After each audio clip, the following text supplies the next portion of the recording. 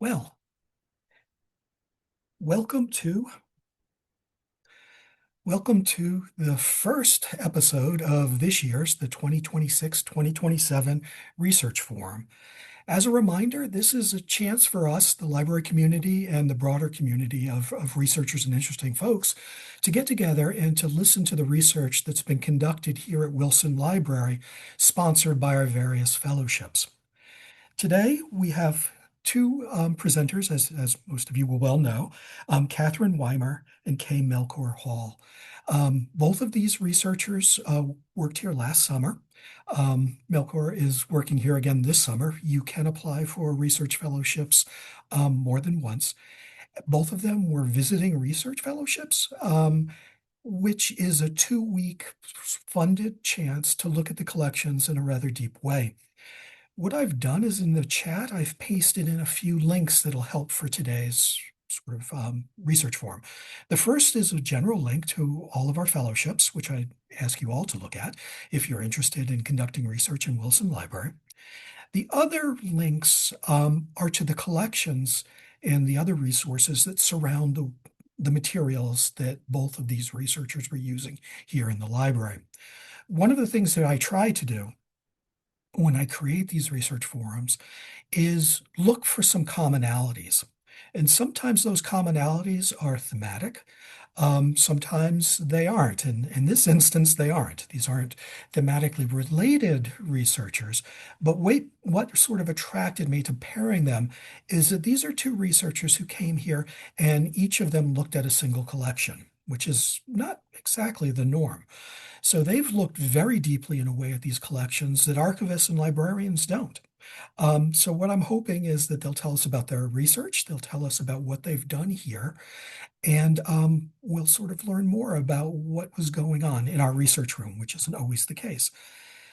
In terms of the organization of today's day, what we're going to do is we're going to have Kathryn present first, and then we're going to have Melchor present, and then everybody will talk for about a half hour, and then we'll come back together at the end, and we'll have 10 or 15 minutes in which we can ask questions. And I would welcome your questions. I always have some questions too, and of course, they may have questions for each other. So without further ado, I welcome Kathryn Wymer. And I guess, Kathryn, before you jump into your set presentation, I was hoping that you could just tell us a little bit about your background so that we'll understand sort of who you are and a little bit about the way that you're approaching the collection. Oh, thanks, Matt. Well, I suppose I have a little bit of that in the talk itself. So I'll go ahead and start sharing my screen here. But before I jump into, again, the talk itself, I am a teaching assistant professor in the School of Data and Information Sciences. And I do historically a lot of work in an area we call the digital humanities, which is humanities projects that are facilitated by computing technology. And I also am a researcher and have an interest in the ethics of artificial intelligence. And so I'll pull sort of both those threads in with my talk today. And just as fair warning, this is less about AI today and more about the humans, because I'm going to talk about what I found in the archive, which is, of course, more human focused. All right, so with that, I also want to begin by thanking Wilson Library for this research opportunity, and also the many librarians who met with me, answered my questions, and found materials to help me. This was a really wonderful research experience. So my talk today is Betty Debnam's Legacy and the Future of AI-Generated News for Children, a digital humanities exploration of the impact of the mini page. When I was a child, newspapers were still a primary source of information for the American public. 24-hour cable news was in its infancy, and the internet had not yet reached every home. When the adults reached for the newspaper each morning, my brother and I usually claimed the comics, which tended to be the only interesting part of the paper for us.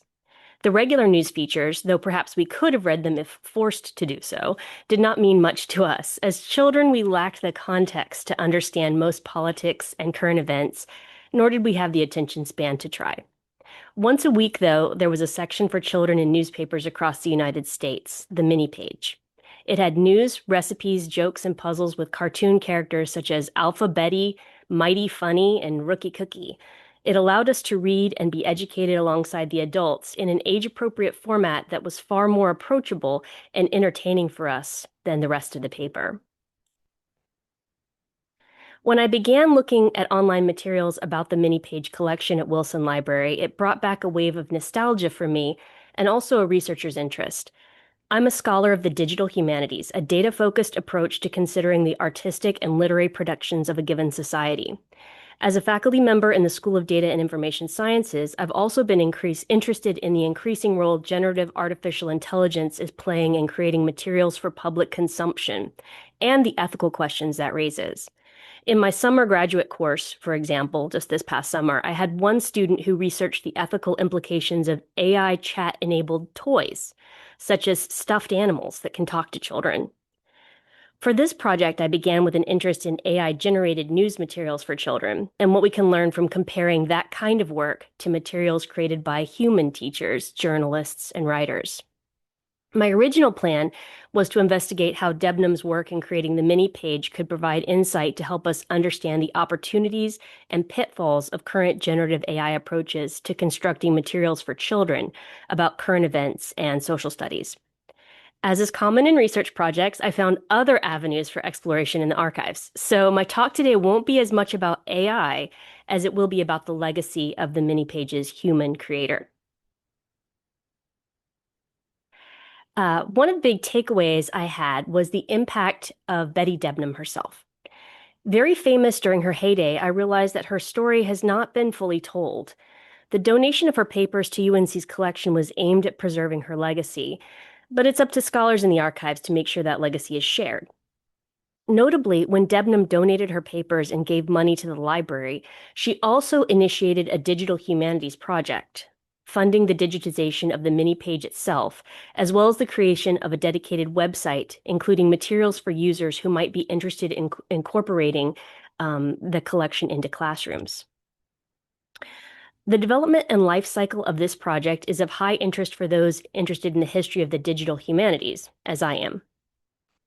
The third, and for me, least expected element of this collection is the inclusion in the archive not only of issues of the newspaper and related documentation, but also hundreds upon hundreds of materials written by children that Debnam collected and included.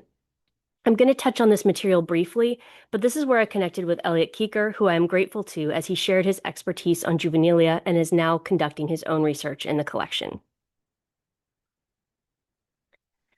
All right, so who was Betty Debnam? Betty Debnam Hunt, a 1952 graduate of UNC-Chapel Hill, created the mini page as a way to encourage children to be active readers of their local newspapers. For her work, she received numerous accolades, including national honors and the highest civilian honor given by her home state, the North Carolina Award. At the height of its circulation, the mini page was well known nationally. But decades later, Debnam's work is unfamiliar to many people, and I hope future work with this archive will correct that situation and bring her the recognition she deserves. Betty Debnam created the mini page in 1969 for a local Raleigh readership, but she was able to substantially increase the circulation regionally and then nationally within a short period of time. Many of the materials about Debnam's work note that the mini page was innovative in offering a platform to newspapers to reach younger readership through a syndicated set of pages. All right, so what was the mini page like? This example of the front of the mini page is from May 1973. It's the version sent out for syndication, so there's no specific date or newspaper name. Though page is singular, the format was 4 pages printed on a single folded sheet, which children could remove from the rest of the newspaper to read on their own. You can see the single name, Betty Debnam, on the byline. Debnam had some assistance as the feature grew, but not much. She completed most of the research, writing, and drawing herself over I think it was about a 37-year run of her work with the mini page. She kept her drawings childlike on purpose, she said, to better connect with young readers. And you can see some examples of the drawings here on this page, and we'll see it as we go through a few more of these slides. Um, as a side note, she had mentioned in the archives that some people had tried to get her like artistic help or teach her how to draw or something, but she didn't want to. And that she sort of kept that vibe on purpose. I chose this particular image, this particular front page, because when I was working in the archive, I sent it to some of my cousins because we had a giggle about it. Guess what? The barber is somebody's mother. And I think it's an interesting 1973 look at changing attitudes toward women in the workplace. And here on the lower left, the scientist is somebody's mother too. Wilson Library's collection has the full run of Debnam's mini page, and the collection has been entirely digitized, so they can be read online and searched. They're fun, and I recommend taking time to look through the collection. So, what can Debnam's mini page tell us about kids' culture over the years? Some educational topics suggest what kids might have been expected to know in school. And the mini page also covers a lot of issues related to the experiences of kids, media they consumed, toys they liked, how they dressed. And I put this image here. This is an excerpt from an early edition of the mini page. It was on, I think it was National Book Week, How to Read to Parents. And I think it just gives you a sense of how much the mini page was talking to children in ways that they might find fun or amusing. And of course, the natural progression that many kids would have experienced is that teachers read to kids, or maybe parents read to kids. But this was advice for reading to your parents. And I like advice pieces 6 and 7 a lot. If they get restless, tell them you'll finish the story the next night. And then 7, praise them if they listen well. You could take them to the library and let them pick out their next book. All right. So, how the mini page was speaking to children. One important part of childhood in the 20th century was broadcast television. These two examples of the mini page explore how kids consumed television media. For a number of years, Debnam offered a feature with each fall season of television programs that were directed at kids. This slide shows a preview of the television programs for kids from 1977, the one on the left. And the following page in that edition of the mini page lists the time slots so that kids could plan their viewing. On the right-hand side, this child TV star interview is from 1978. In addition to offering an interesting look at a child star's life, this piece also acknowledges that kids would have often seen and would have been very familiar with the commercial advertisements that Jean appeared in and that are talked about in this particular issue, including Jell-O pudding, Fruit of the Loom underwear, Kentucky Fried Chicken, and Scope mouthwash. For much of the mini page's run, Debnam picked an elementary school to interview about the year's fads as they pertain to children's experiences. This edition shows the trends for 1985, as documented by students from Harrisburg, Pennsylvania. You can see some items are fun, like the fads listed, and those are on the lower left. You can see Chinese jump rope, motocross, breakdancing, Cabbage Patch Kids, collecting sport cards, stickers, rat tails, and Transformers. Um, but some are more serious, such as one of the problems listed impacting kids being nuclear war, which reflects the Cold War sentiments of the era. This slide reflects the trends of a different generation from 2001, as documented by students from Houston, Texas. In each of these features, Debnam invites all of her readers to interact, suggesting on this page that they put a check mark if scooters, capri pants, Pokemon, and so on are popular in their school. A fun piece of nostalgia this page offers us is the portable CD player in the photo. I included this Father's Day issue, I suppose partly because I put a Mother's Day issue earlier in the slide deck, but this is an example of a full color issue.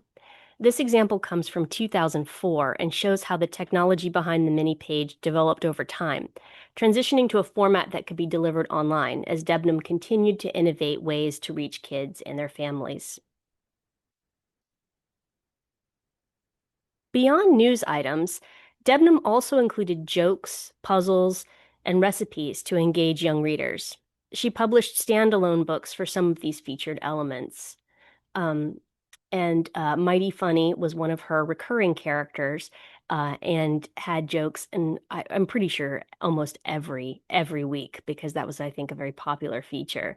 Rookie Cookie, again, one of her main characters that came up again and again, had recipes, and these were very simple recipes that kids could try at home. All right. So, how widespread was the mini page's impact? Not every newspaper carried the feature, so it didn't reach all American households.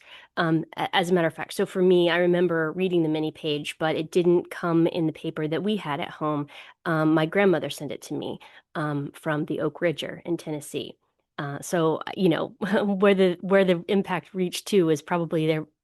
Probably wasn't unusual. Probably other grandparents sent the mini page on to grandkids as well. Um, However, the mini page was included in some major markets. It was specifically purchased by many elementary schools and notably appeared in the Washington Post. There are many metrics by which to evaluate the mini page's reach and impact. One highlighted by Debnam in blurbs that were part of her PR about the paper was that it reached more than 500 newspapers weekly, with a combined readership of about 13 million at its height. For modern audiences less familiar with the reach of print journalism, it can be hard to capture what those numbers signify, but revenue is perhaps more universally understood. There's some financial information in the archive, though it appears that Debnam did not include much about the money she earned in the materials she left to the library, and I understand that. One illustrative example appears in a contract from 1971, though. At that time, the mini page was only 2 years old. The revenues calculated are based on a circulation of 2 million. It doesn't say how many papers that represents. Total gross circulation revenue in the 1971 contract was $832,000. An MPPC, Mini Page Publishing Company, would receive $71,747. In 2026 dollars, in other words, what that might be worth today, the total gross circulation revenue for the 2-year-old paper would be approximately $6.9 million. And Betty Debnam's MPPC share would be about $600,000. If the height of readership several years later was 13 million, one can imagine the MPPC revenue would be considerably higher. And again, I'm not trying to say about, whether this was a money-making venture or clearly for her it was an educational venture, but money represents power in a lot of ways, and I think that's pretty telling. You can see on this slide some specific figures reported in an industry publication in 1981, over a decade into mini page production. For a Charleston newspaper, and I have that up in the top, or I blew it up for the top right. They were sending 2,800 copies of the mini page into schools each week. And a Santa Ana newspaper in California reported 85,000 copies into 340 schools per week. Those numbers reinforced for me that it wasn't just a feature that was in a newspaper, it was actively being sent into schools for widespread use. And something that comes up again and again in the archive is people talking about how they were trying to get schools to purchase local newspapers with the mini page because it was a cost-effective way. Well, it was good for the newspapers and their circulation, but it was cost-effective for schools because it was a fairly inexpensive material. Newspapers used to be about a quarter, right? So that they could get this good educational material for a fairly reasonable cost. Undoubtedly, the revenues increased dramatically over time as Debnam partnered in 1977 with Universal Press Syndicate, the same company that syndicated extremely popular national content such as Doonesbury and Dear Abby. Universal Press Syndicate still owns copyright in this mini page archive collection, as Debnam sold those rights in 2007. As you can see on this slide, Garfield and Peanuts are part of their portfolio. I believe Betty Debnam deserves to have her legacy remembered alongside the likes of Jim Davis and Charles Schulz and other deeply impactful syndicated authors of the 20th and 21st centuries. Another way to evaluate the reach and impact of Debnam's work lies in her professional collaborations. Debnam noted in several interviews that the fact that the mini page appeared in the Washington Post opened a lot of doors for her in terms of securing interviews for her articles. Moreover, it connected her to Supreme Court Chief Justice Warren Burger, with whom she collaborated on a series for children about the Constitution to celebrate its 200th anniversary. Pictured here is a letter kept in the archive from Justice Burger. In it, he relates how he came to meet Betty Debnam. And I'm just going to read the first paragraph here because I think it's pretty interesting. One summer day 6 years ago, when we were laying plans for the Constitution's bicentennial, I asked my secretary at the Supreme Court to put a call through to the fellow in charge of the mini page, wherever he might be, and ask him to come to Washington to discuss what he could do for the Constitution. I had always enjoyed the mini page in my Sunday newspaper and felt that it could contribute much to the bicentennial. A few minutes later, my secretary walked into my office and was pleased to inform me that the man was in fact a woman, and that she lived right here in Washington, D.C., and that she would come to my chambers to see me the next day. This letter offers Debnam a lot of praise, but I think the fact that he highlights her gender so strongly is reflective of his surprise that a woman would have such a large and impactful role in the publishing world. It's a good reminder of the industry in which Debnam was operating and how much she was paving new paths for women as she developed her feature. Within the mini-page collection, there's a copy of the Kid's Guide to the White House, for which Debnam partnered with the White House Historical Association. She also worked with the National Archives. According to Debnam, this is a quote, the agency served as the main source for a 21-issue series about the Constitution and later for an 18-issue series about the Bill of Rights. Both series won Educational Press Association awards, end quote. During Debnam's lifetime, it is clear that her work was well known and highly regarded by adults. She was inducted into the Newspapers and Education Hall of Fame, the NC Journalism Hall of Fame, and the Raleigh Hall of Fame. In 2005, she was honored with the North Carolina Award for Public Service, one of the North Carolina Awards, the highest civilian honor the state of North Carolina can bestow. The reach of her work to children was undoubtedly even more impactful, but more difficult to measure. The collection she left to the library can shed light on that.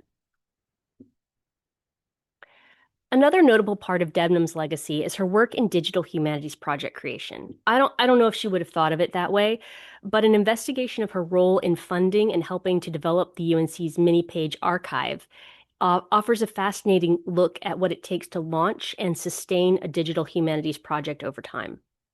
One of the main obstacles to maintaining works by digital humanities scholars is funding, and Debnam addressed that with her endowment. Many such projects are created by scholars, like, for example, faculty members working at UNC or elsewhere, so to have the author directly involved is notable as well. This screenshot is of the current front page for the archive, which keeps the same look and feel of the original project as overseen by Betty Debnam. You can see that Debnam included ways to interact with the collection, as well as a link to K-12 educational resources developed alongside graduate students at UNC-Chapel Hill. And the development of those resources was a big part of her creation of this project, because I do believe that she felt like leaving this collection to UNC and digitizing it was a resource for teachers. Because that's how she always thought of her paper. And of course, now, later as a scholar working in the archives, I'm seeing it as about the kids, but that was, I think, where she started her project. But the way we use digital creations changes over time. And the way the UNC Library has managed that process with this collection is deeply interesting to me, drawing upon new ways for researchers to search the content outside of the early 21st century webpage Debnam oversaw, as well as ways to continue to provide archived access to the instructional materials that are now 20 years old or so. So as you can see on this slide, the instructional plans that the UNC graduate students made are still available through links to the Internet Archive's Wayback Machine. So when you look at the original, the image from last slide, when you click on K through 12, it will take you to the Internet Archive's Wayback Machine. So you can still see these archived plans. Rather than navigating the collection through the early homepage, as you used to have to do, the library now offers links to the UNC Digital Collections repository, as you can see on the lower half of the slide. I'm fascinated by the evolution of this digital collection because much of my recent scholarship has dealt with ephemerality and loss in digital humanities projects. And of course, I'm also interested in looking at those projects like the mini page archive that have been sustained and maintained over time. All right, the third area of Debnam's impact I want to discuss today is her work in preserving not only her own collection of mini page materials, but also in preserving writing by children. When beginning my research, I was very interested in the letters from children that Debnam had saved and included in the collection as described in the finding aid. This example, in which a child describes siblings fighting over the mini page at home, is a fun one. There are many examples of such letters, but they're far from the largest grouping of child-produced items in the collection. An aspect of the collection that surprised me was the newspaper contest materials. Since the mini page was a newspaper itself, I had assumed that the description in the finding aid referred to any number of kinds of contests that might have been run, such as drawing contests or poetry contests. However, I quickly learned that the contest referred to was actually for children in kindergarten through sixth grade. In other words, children between the ages of about 5 and 12, to submit their student-authored school newspapers. Apparently, Ms. Debnam kept all of the entries students submitted, as there are boxes and boxes of elementary newspapers. They span the years 1979 through 1987 and represent schools from all across the United States. It is likely that this is the largest collection of its kind in the United States. Some of the newspapers are quite professional looking, some are handwritten, and many were produced on ditto machines. These materials have not been digitized. Though I have not yet counted, I estimate the collection to hold between 1,000 and 1,500 newspapers produced by elementary-age children. The fact that this is such a large collection is significant. There are other child-produced newspaper collections in other libraries, but one aspect that is significant beyond the large number in the mini-page collection is that the items in the collection are all associated with elementary schools, as opposed to the larger number of high school papers and collections, and that they represent schools from every geographic region of the United States. I could not, during the scope of my visit, evaluate whether all 50 states are represented, but I did note newspapers from California, Idaho, Texas, Massachusetts, New York, North Carolina, and Louisiana, to name a few that represent different parts of the United States. And you can see this entry form here is from Pueblo, Colorado. This slide shows how the contest winners were reported in the mini page. Each year, the winning paper's writing team was featured in a photo next to an article about how the students put together the paper. The winners received $100. And she didn't publish the papers. She just published the story about the winners. So these papers were not nationally published. Also significant about this collection of elementary school newspapers is that each includes the contest submission form with information about the school and teacher. From the second year of the contest forward, each school was also required to submit a page about how the newspaper was created, which generally includes information about the students involved, what resources they had, and other interesting notes about their process. Such detailed information about the production of a child-authored work is uncommon. Really notable to me also about this collection is that the children who authored these newspapers are for the most part likely still living. They are Generation X and millennials who attended school in that era in which print news was still common and before computers had earned a prominent place in the classroom. That fact perhaps poses challenges for researchers considering how to work with the collection and the ethics of writing about living persons, but it also perhaps offers opportunities for outreach to adults for whom the mini page was an important part of their childhood. Many of the newspapers cover local events, sometimes focusing entirely on the school itself. However, glimpses of what childhood was like during this time can come in entries like the ones depicted here. Many of these elementary school newspapers offer advice columns for and by children, like this Dear Blabby version. And so, for instance, what this one says, Dear Blabby, I want to know, let's see, let me see. What is it? Oh, Dear Blabby, I have trouble talking to boys. I dress dumb too. I don't know what to do. I need advice on how to talk to boys. JBR. And Blabby writes back, Dear JBR, talking to boys is no different than talking to girls. Clothes are nice, but it's the person inside that counts. I liked that one. The list of He-Man toys, Cabbage Patch Kids, and My Little Pony in the letter to Santa in the other photo offer a snapshot of the popular toys for 1984. When I look at responses like these to Debnam's mini page, I find it difficult to imagine that the same kind of sincere response would be evoked by an AI assistant providing social studies instruction. However, the research on that part of the work has yet to come, with my time in the archive focused instead on the woman behind this collection. In conclusion, Betty Debnam Hunt's work as a pioneering journalist and woman entrepreneur is a story that deserves more recognition. There are so many avenues for continued work with this collection, and I do hope that many others will continue to explore the many page archive. For me, working with these materials is a true joy and sometimes a laugh out loud experience. I want to encourage others to read these news articles and jokes, look at the works for and by children, and to think about what Betty Debnam gave to a generation of kids. Thank you. Thank you so much, Kathryn. Um, it's always interesting the sort of the personal relationship that research has to researchers is always an interesting thing. It's always fun to learn a little more about you. Um, Now we're going to go on to our second speaker today before we come back around for questions. Um, Kay Melchor Hall is going to talk to us. And I guess, as with Kathryn, if you could just briefly tell us a little bit about yourself and then launch into your presentation. Thank you. Sure. So excited to be here, and I think similar um, to Kathryn, I included some information about who I am in this presentation, but what I'll say for now is that um, Roland Freeman was many things. Roland L. Freeman, born in 1936, transitioned in 2023, was a photographer. He was a sort of folklorist. He was a photo documentarian. He was a culture worker. He was a designer of quotes. He was also my godfather. And so I'm talking about his work and spending time with him.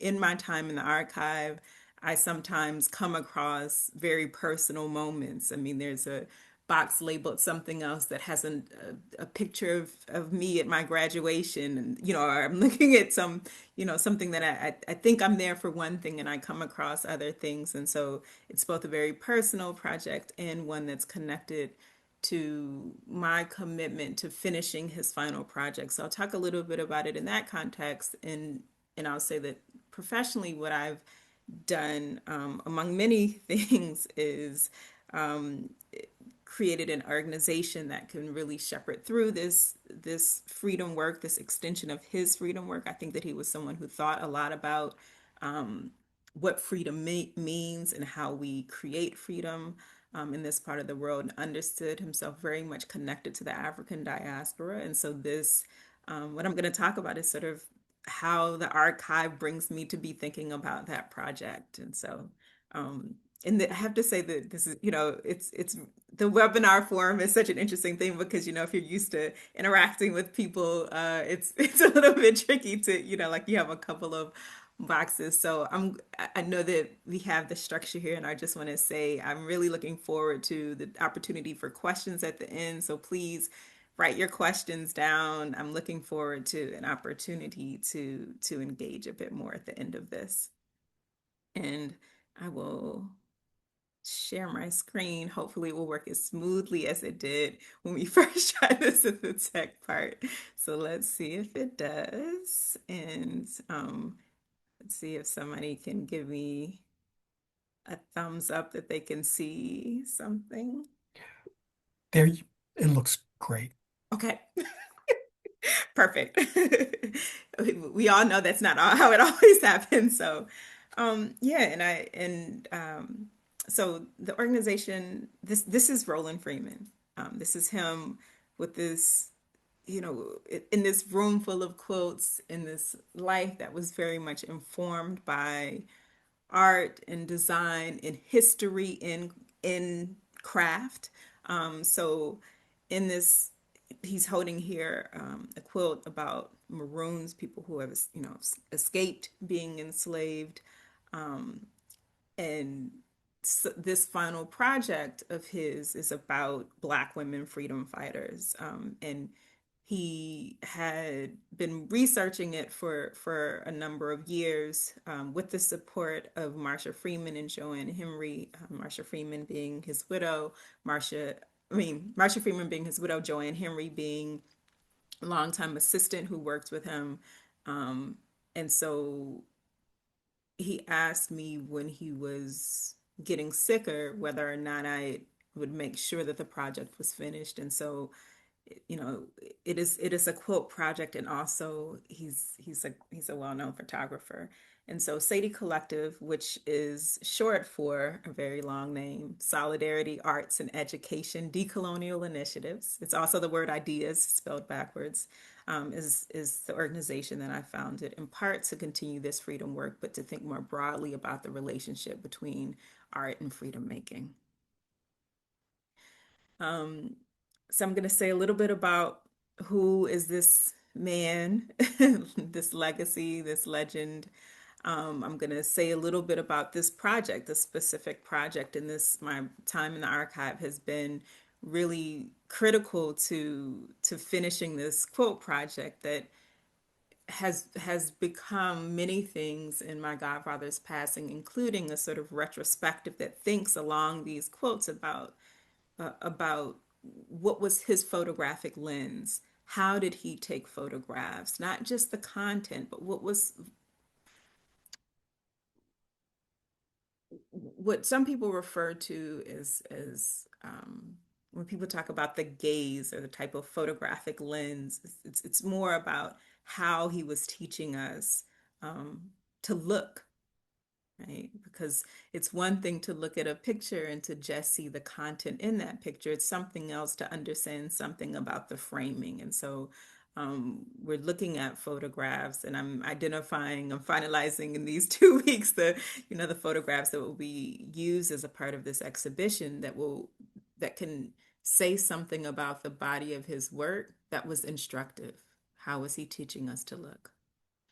And so I'm going to say a little bit about, how this archive plays a role in that, special collections. And then I'm going to say something about the journey I've had in thinking about photographic themes of Freeman's work. And then have time for questions and gratitude. And yeah. So if you haven't heard of Roland Freeman before, um, so sorry that you're joining this conversation so late, but I just put sort of bookends because we could be here all day and I could just be talking about the things that he did and awards he won and not talking anything about this project. But I'll just say that, he was both a National Endowment for the Humanities Young Humanist Fellow and also was one of the winners of the National Endowment of the Arts highest prize, the Best Lomex Award. And he won a bunch of stuff in between, honorary doctorates and awards and that kind of thing. He was the author of many books. Many people think about how important his early work about the Arabs of Baltimore who were selling produce um, on horse-drawn wagons, how critical that was in sort of putting him on the map and having people understand his his work and how he um, photographed Black folks who didn't have a lot of money in ways that really allowed them to be seen more fully by people who were not in their communities. And then one of the books, again, that was really sort of thought of as being a career highlight was Communion of the Spirits, where he went around the country and photographed people with their quilts, quilt collectors, quilters, quilting bees. And then there are these books in between. So, you know, his he was really known for his photographs of Southern, folk culture and craft. And so I thought it was important to put that book in this list. But then I put Southern Road City Pavements because, it's like looking at the contrast between the Baltimore stories and the Mississippi stories. And he was able to see sort of contrast, and he himself had that contrast in his own rearing. And so it's really it's the kind of life and legacy where the experiences that he had in the city and in the countryside when he was sent away from the city because he was getting into too much trouble really allowed him to see the world in a different way that I hope that we can explore in this forthcoming exhibition. So he was uh, he was working on this project, and he was looking at Black women freedom fighters, and he had been collecting information, in particular in the 18th and 19th centuries, and he'd been collecting um, information, doing research about women really globally.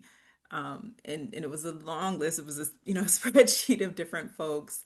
And so part of what I did when I came into this project and into a relationship with it is that I've decided that we needed to narrow it down to folks in the Western Hemisphere, just because the project was so large, and that it was important that the project includes something about where he was from and where he had been.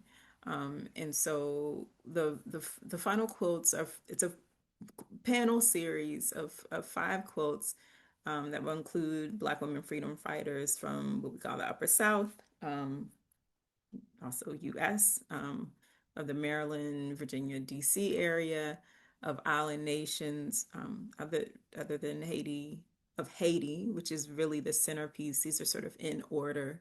Um, and that's because Haiti was both an important, just an important place in Black freedom discussions in the Western Hemisphere as the first free Black republic. It is also a place that served as a spiritual home for Freeman, who was someone who engaged the spiritual practices of that island. And so it sort of centers the project in multiple ways.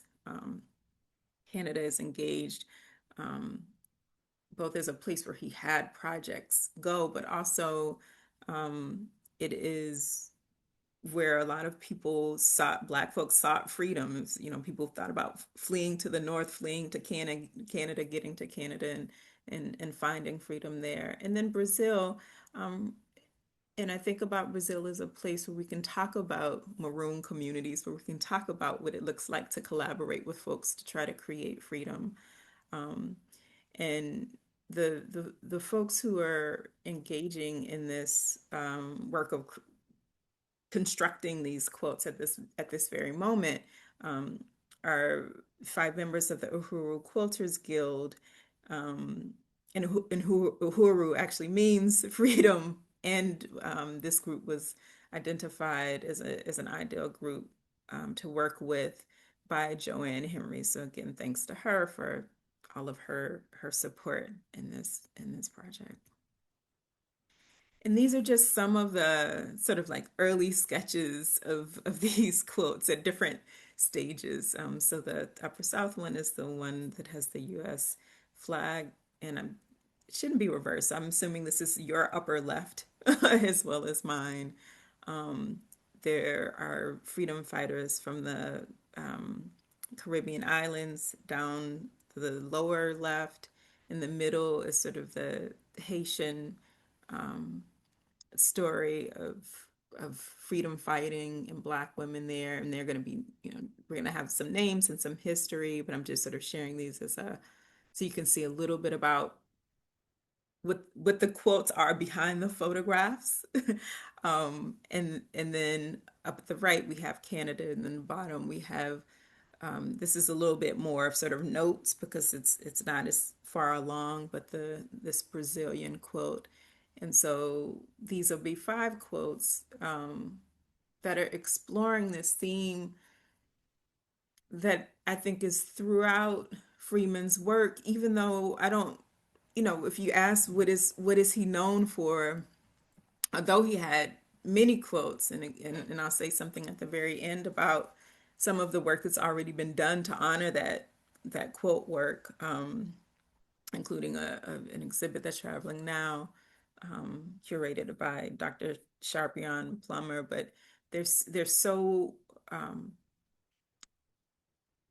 if he was known or has been known as a photographer of Black Southern folk life, then what I'm stretching for in this engagement and this exploration of both his final project and the sort of revisiting of his photographs is how he might be understood as a photo documentarian of the Black diaspora, which is how I believe that he thought of himself and how he talked about himself, always thinking about these connections between places. Um, in, in addition to being my godfather, he was also a sort of mentor to me, and he would take me places. It could be a museum, it could be a film, it could be a gallery, and he'd ask me about what I saw, and he was ultimately pushing me to see themes that would appear in multiple places, family scenes, altars that show up, and how do you recognize an altar, that kind of thing. And so um, that leads me to sort of where we are now. Um, and uh, this is him with Worth Long, who was feel like I want to mention, who's an African American folklorist who also recently transitioned, but who was a very close collaborator with Roland Freeman. And when I came into knowing that I was going to be looking through these archives and thinking about Freeman's work, I thought I had, sort of certain themes that I thought I could explore in the photographs. And so those initial themes were about sort of humble roots, youth and travels, spirit and expressive culture. And that expressive culture term, for those of you who are more familiar with his work, will know that he had a photographic exhibition on Philadelphia that was engaging expressive culture. Um, Career and professions. He again, some of you who may be more familiar with his work know that he did a lot of annual reports in order to survive. So, he took a lot of pictures, sort of well-to-do people sort of on the rise, and, creating annual reports. And that was an important part of how he survived, right? It wasn't just a footnote, but it was actually sustenance. And then collaboration. And I end on this collaboration because this um, one, him here with someone who was a very important collaborator for and with his work, but also through our various forms of collaboration, we ended up also having a doll maker involved in this project. And so we asked for one doll and got two, which is very much like thinking about collaboration. One being a sort of African woman who inspired, influenced the Haitian Revolution. This is the woman who sewed the first Haitian flag is the smaller figure, Kathryn Wymer. And so really just being open to sort of all the things that this can become, even as it grows and as I learn with the archive. I mean, I will sit there for hours and, looking through different photographs, and I ask myself, like, am I looking for something? But I think more that I'm hoping that patterns sort of emerge, that I begin to see things that feel very much like themes. And so while I started with this notion of these are the themes that I might find, after a summer, of 2 weeks of sometimes, feeling like I sat down and then I, get the 10-minute notice and it was like, no, there's no way it could have been, 5 or 6 hours later. I identified these other themes. And so this is where we are at the moment, thinking about how Freeman's photograph use these frames, these kinds of frames. So the first one is the doorways, windows, and porches. Like, that means something. I mean, even if I talk about, and I'm so curious to know, again, sort of how people would engage these ideas, like a southern porch. What happens on a southern porch? Like, what kind of portal is it? What kind of object is it? Right? When I see him, I see photographs, and because I can see all these negatives, I can tell that he spent time edging somebody so they're right in the doorway in the right way, or just, can you scoot over in the window because the light needs to hit you in a different way. So there's like these entry points, and I think very much about his entry points. So I'm thinking about this theme alongside the the freedom fighters of the Upper South is where we are at the moment. The second theme is on the move: skates, bikes, wagons, and automobiles.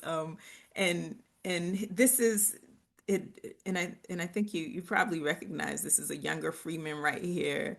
This is in Sandtown in Baltimore, and he's on this wagon. And I, part of what I like about this photograph is that he's looking back at us. Um, and this is becoming more of a retrospective of his work than it initially was. And so um, I'm thinking about how he uses um, movement, and especially with kids, especially with young folks. You see kids running, playing on a water, at a hydrant or something. There's a lot of movement there, and so thinking about what that means, what we learn, what we gain in our travels. The third theme is Black ritual. Um, there were so many times where he was photographing things that felt like sacred moments, gatherings of Black folks who were, again, still trying to figure out questions of freedom that are contemporary questions. And so that's another one. This other phrase I'm borrowing from one of his collaborators. Many people know that he was very much involved in the Smithsonian Folklife Festival, that he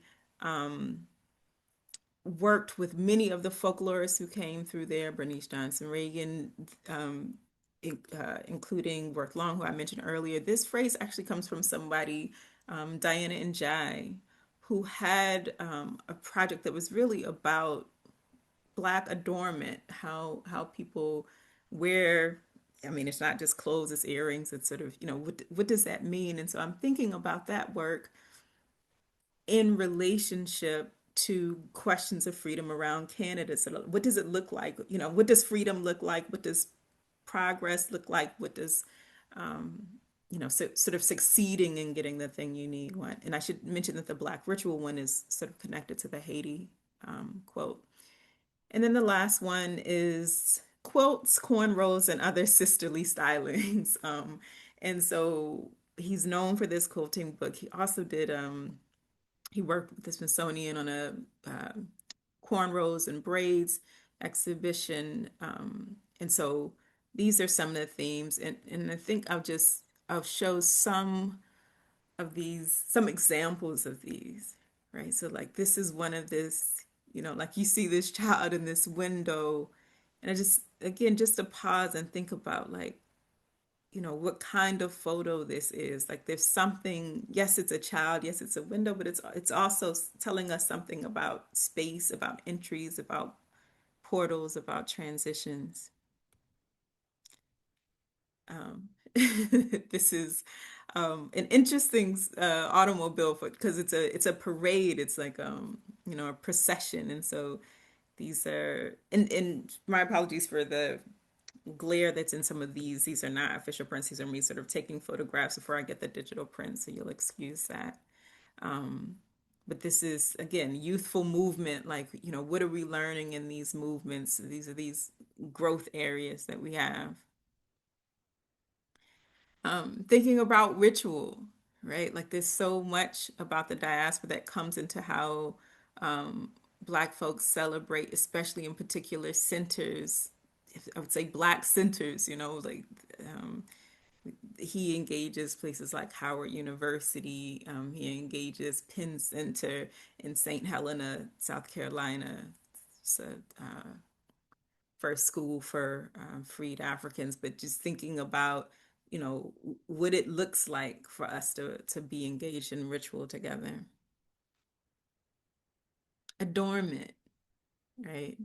Um, And again, when you look at this role, you see all the pictures of, preparing. And I mean, there's these women are ready, you know what I mean? So just thinking about like, what are we saying? What's the mud cloth saying? What's the, like what is being expressed in this style, and these styles, the head wrap, and the braids, the cornrows. All right. And then these interactions of sort of care and craft together, whether it's cornrows, whether it's quilts. And so these are the five sort of photographic themes that I'm searching through the archive for at this moment. And it's been really such a ride, like, picking, because we're not going to use, it's not, this is, I think of this is a sort of minimalist exhibition, just a couple of photographs in each of these themes. You'll probably not see any of these, but I just wanted to show you some of the things, the kinds of photographs that we're looking at. Um, and that's it for me. I'm looking forward to hearing your questions. I mean, so much, so grateful to UNC and the Special Collections team, for allowing me to come this second time and spend all these times. I know I've been such an annoyance with, requesting 500 boxes at a time. So, thank you for your patience. And especially appreciative of the folks who work together to put together the parallel visions. Work that, again, thinking about collaboration. It's about Burke Uzzle and Roland Freeman. There's already, an exhibition that's looking at some of the works that were in Freeman's quilt collection. So again, so thankful that Of Salt and Spirit is out there.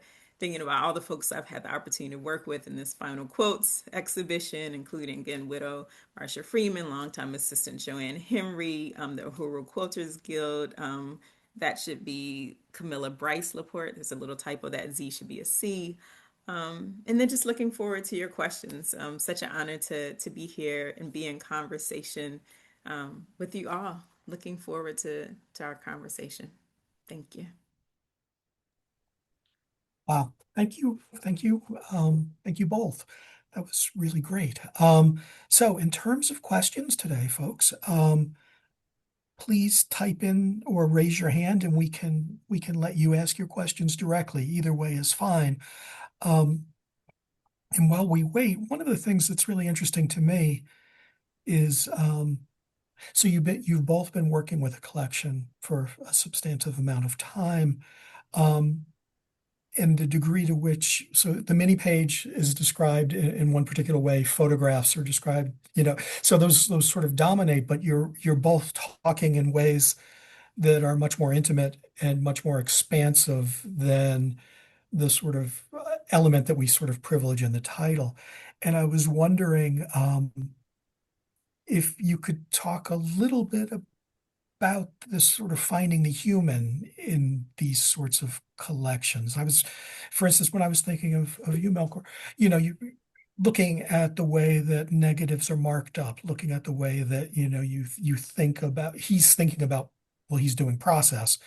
But also I wondered if you had looked at the other portions of the collection, because a lot of times in collections like this for us, people write in, it's not that their ask is uninteresting, but it's often very specific and very extractive.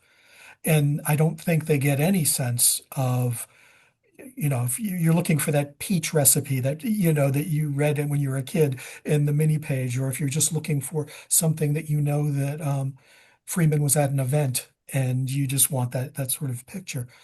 So I was wondering if you could talk a little bit about that more than sort of the experience of finding the person there. Does that make sense?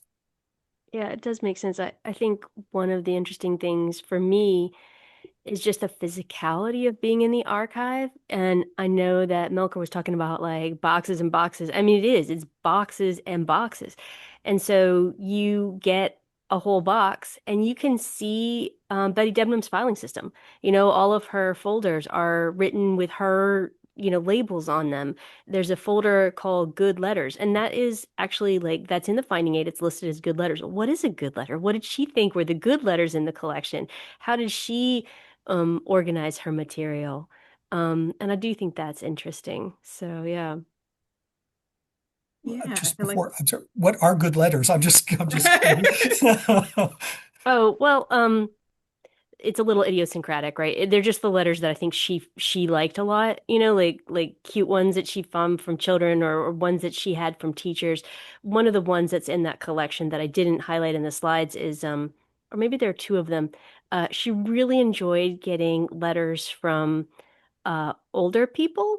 Like there's a letter from a woman who's about 80 years old who enjoys the mini page because it helps keep her mind nimble, or something. Like so people who for whom she didn't envision them as her audience who are still feeling educated by the work that she did. I think she really enjoyed that. yeah, awesome. So there's so many layers in it. It matters that I know Freeman and he continues to guide, I feel like, depending on how you think about death or hauntings or whatever. So he would, some people say they take photographs. He would say he's making a photograph, which made it really clear that he understood his work as a kind of purpose-driven art. I mean, he knew how much was on the line based on how he photographed Black folks. He understood his role as, as he would say, saying something about the times he was living in, and also of being a bridge to the humanization of Black folks for people who struggled to see Black humanity. And so the making of the photograph was not just, like, oh, this looks cute, let me take it really quickly. It was really such a layered process, so thick with research. And so there are all kinds of research notes in there. You got articles, you got his and I hear his tones. It's interesting because I'm trying not to make lots of noise in the archive. I mean, it's a pretty like sterile place. You got your gloves on, everybody's at their table. But I'm reading through these letters, but he's like, I've been trying to get in touch with you for a month. Please let me know. Have you received my, letters? Right. Because he had a certain urgency in the work. All the way to the end, that it was so important what he was doing. Um and so there are those ongoing lessons about, I hear, he's saying like, well, but what do you see in this photo, or what do you like, I would take photos and show him, and he would say, but don't you see that thing coming out of her head?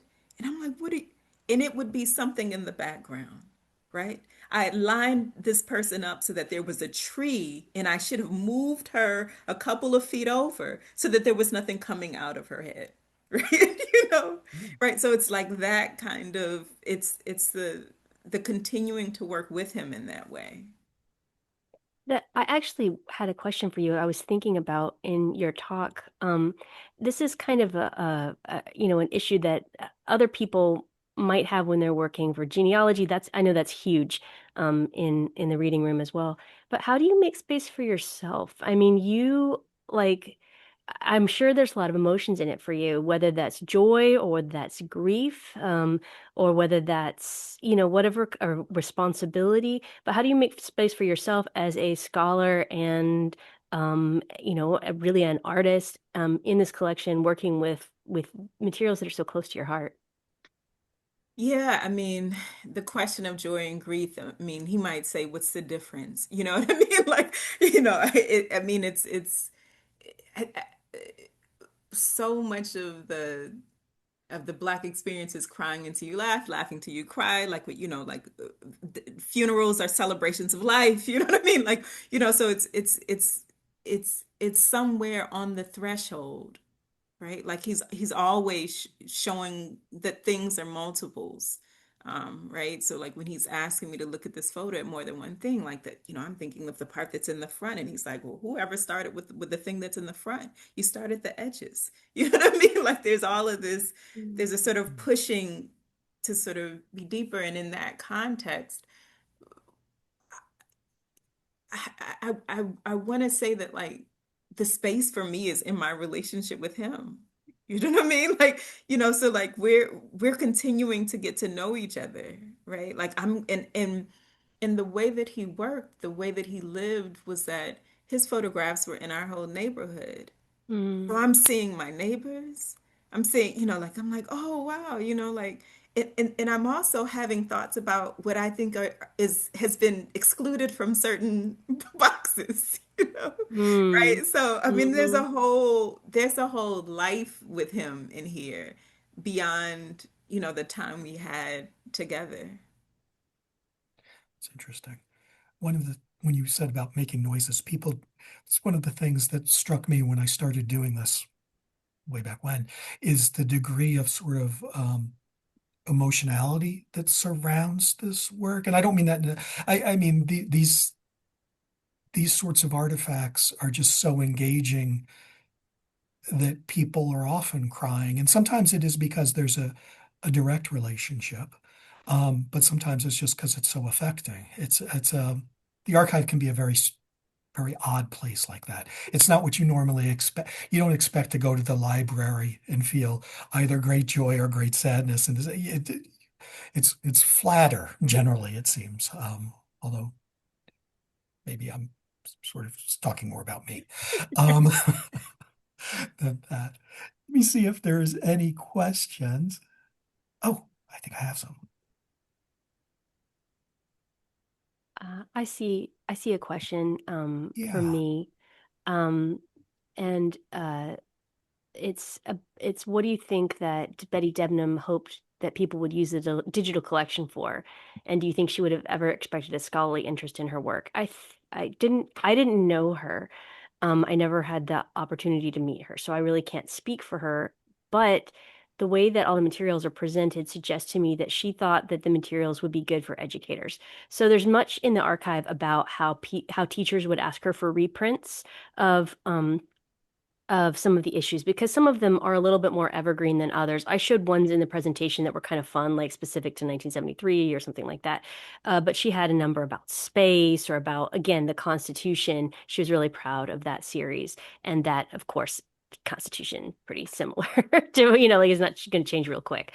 Um, Although I guess we can change it if we vote on that. But whether she would have expected a scholarly interest, I'm not sure. Like she really thought about herself as an educator. And I can see there's also a comment from someone who did get to meet her um, from working with library IT, who mentioned that Betty Debnam thought that the mini page could pull in folks who might be learning to read, learning to become engaged in things like understanding the country, journalism, and whatever. And yeah, that's the kind of thing like I was just sort of glancingly mentioned in good letters. So when she had letters from people like that, older people who wanted to keep their mind agile, or maybe learners of English who found her simply written articles to be of interest. But again, that's her as an educator. So maybe not just an educator of ages 5 through 12, but an educator of anyone who found this material pitched toward their interest. But again, like as we are now here in the archive as scholars, um, whether or not she thought we would be here, I'm interested in how they show the history. I'm interested in how they show children's lives. I'm interested in the way that the children interacted with her. And I want to talk about AI at some point, but this was the material in the archive. And I think I don't know her. I think she would have hated AI generated materials. I mean, the fact that she kept drawing those, I mean, she acknowledged that her drawing skills were not really on par. Um, but she kept doing it that way on purpose. Like there's something really, really human about the way she put together the mini page and about the way that she invited students to like reach back out to her. I think that that was really important to her. And I think she really felt a deep connection to her audience. So, I just over the years from different questions people have asked me about the mini page. Um, it it's surprisingly capacious in the sort of issues and subjects it addresses, and it's not easy to sort of stereotype, or you could stereotype it very easily and miss some things that are really interesting. I mean, one of the things, of course, that we're talking about now is the what is appropriate history, right? Well, I guess what is history and how does history make us feel? And then you look at Debnam's work, and I mean, there's material there about the March on Washington, and it's simplified, but it does talk about inequality and well, it's interesting. So I imagine that this sort of popular sort of history that she's writing and constructing, this sort of civic education, will be of interest to a lot of scholars who are, yeah, it's interesting. I Um, agree. One of the things, and this, I don't, maybe this is just an observation that goes nowhere if there are no other questions in there. Oh, wait, there I might be think there another is one one. question from Yeah. Melchor. How did the archivists, librarians, and special collections staff shape your research experience? I think. Yeah, and I think that's for both of us. And it looks like there's one more. There was another one for you above that, I think, when you um about being a digital humanities scholar, kids newspaper. Ah, But in any case, so I'll just yeah, I mean it's interesting in part because um I would describe there's a room in in the Freeman home, where Marcia still lives, in the basement that I would have called the archive room, right, where there were all of these um, documents, and so it's interesting to have uh, the documents like guarded in this way. You know what I mean? Like, like I have in some ways I have less access to them than I did before, but you know, then also I think about there was something that I went through when Freeman was trying to figure out where his things would go, where I think about like the value of having somebody who's collecting and curating your work, like you know, who has papers and where do your papers go kind of thing. And so then then I started to think about these folks as like like guardians of the legacy in a way. So I think that I'm my relationship with them in part is maybe it may not be the typical one because I'm thinking about like how they're taking care of like the memory of my godfather, which is a sort of, a tricky thing, right? People can be really sensitive about it. Um, and and I know, and I've been horrible, again, apologies to the collection staff about like putting in all the requests with sufficient time and all of that. And I've got to be like one of the most annoying folks. But then it just gives me time to like, to think more about the process, to think more about the items, I mean, I welcome the pauses. I mean, you can't eat in the building. So, I bring food to like eat on the stuff's out front, right?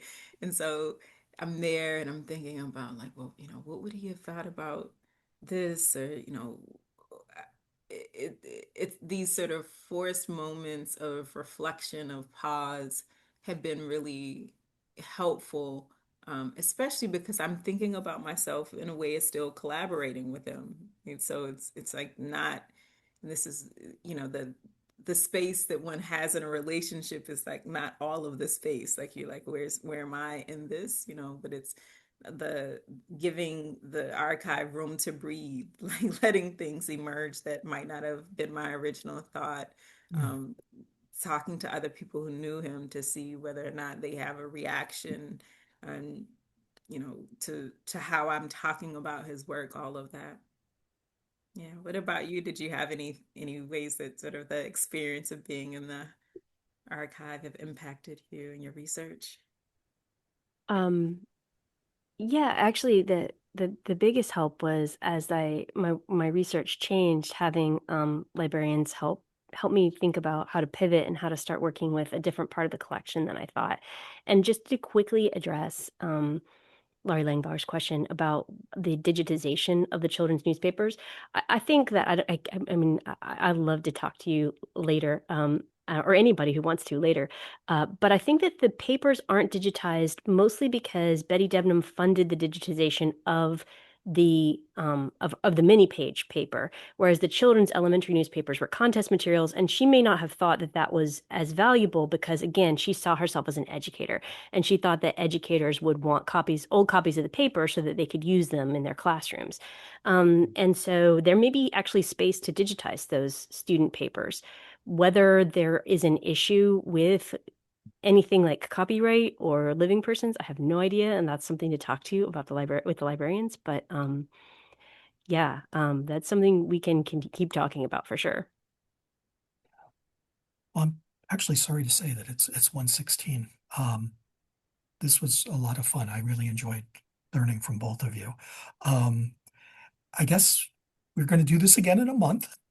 You two are welcome to come back if you'd like to. It'll be very different. It's always very different conversations. So on the 9th of September, we're going to actually have two graduate students from UNC who are in English literature. And Anna Blackburn is going to be talking on colonial discourse in the British Caribbean, and Edward Yang is going to be talking about Gothic remediations. So that'll be very different, but it always is, which is what makes this really interesting. I'd like to thank you both so much for coming and sharing with us today. Um, Look forward to working with you in the future, right? For anything that we can do to support your work. And take care. Again, thank you.